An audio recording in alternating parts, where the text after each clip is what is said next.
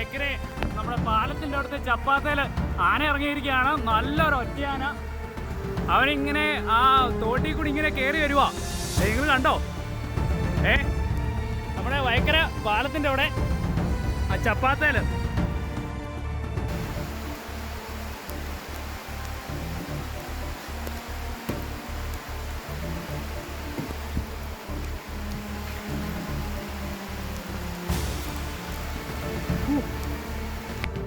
വയക്കരെ നമ്മുടെ പാലത്തിന്റെ അടുത്ത് ചപ്പാത്തയില് ആന ഇറങ്ങിയിരിക്കുകയാണ്. നല്ലൊരു ഒറ്റയാന. അവനിങ്ങനെ ആ തോട്ടിൽ കൂടി ഇങ്ങനെ കയറി വരുവാ. നിങ്ങൾ കണ്ടോ? നമ്മുടെ വയക്കര പാലത്തിന്റെ അവിടെ ആ ചപ്പാത്തയില്